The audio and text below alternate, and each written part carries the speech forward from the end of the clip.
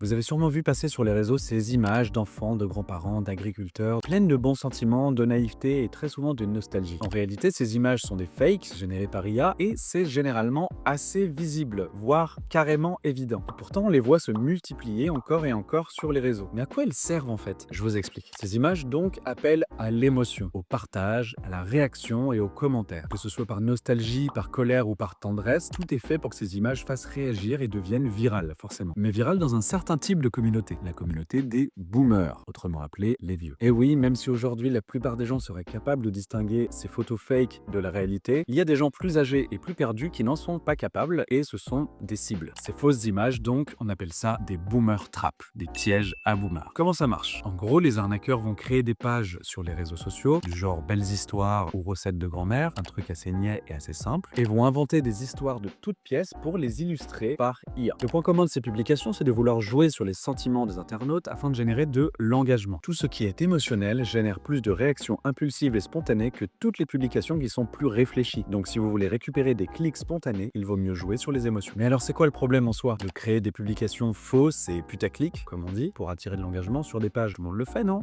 On a deux hypothèses de malveillance de cette situation. La première, c'est que ces pages cherchent à maximiser facilement leur nombre d'abonnés pour ensuite être revendues à une autre fin. Par exemple, créer une page avec 1 million d'abonnés autour de la cuisine et des images générées par IA pour transformer cette page du jour au lendemain en une page politique. Vous n'avez jamais eu l'impression de vous retrouver abonné à une page auquel vous n'avez aucun souvenir de vous être abonné? C'est ce phénomène-là. La page a peut-être été revendue, puis renommée pour utiliser cette audience dans un nouveau but, comme de la manipulation politique ou liée aux crypto-monnaies par exemple. La deuxième hypothèse de malveillance dans cette histoire, c'est l'idée d'imaginer ces publications comme un filtre de boomer. En gros, les gens qui ont les compétences technologiques et intellectuelles de détecter que ce sont des images sans intérêt générées par IA ne vont pas y accorder d'importance, ne vont pas les commenter, ne vont pas réagir. D'autres n'y verront que du feu et vont commenter. Très jolie photo, j'adore vos cheveux. Vous êtes très jolie. Ah, ça c'était le bon vieux temps. Tous ces gens qui commentent en ne se rendant compte de rien et en pensant que ces publications sont absolument vraies, ils vont être démarchés par message par des arnaqueurs. Ce sont des bonnes cibles potentielles. On peut aussi parler des commentaires très drôles qu'on retrouve parfois en commentaire de ces publications qui demandent à devenir votre ami et qui mettent énormément d'éloquence et d'élocution. Bref, ce sont les mêmes types d'arnaqueurs qui ciblent les mêmes personnes un peu perdues. Le but de ces personnes est donc de se rapprocher des internautes non avertis en vue de créer de fausses relations amicales afin de leur soutirer de l'argent. Alors voilà, je te veux, bébé, je t'aime tellement, je t'adore, bonjour, ma chérie, ma femme. On appelle ces arnaqueurs des brouteurs. En gros, à force de créer du lien émotionnel avec les gens, il est plus facile de leur soutirer de l'argent. Donc moi, comme une andouille, je paye les 5 000 €.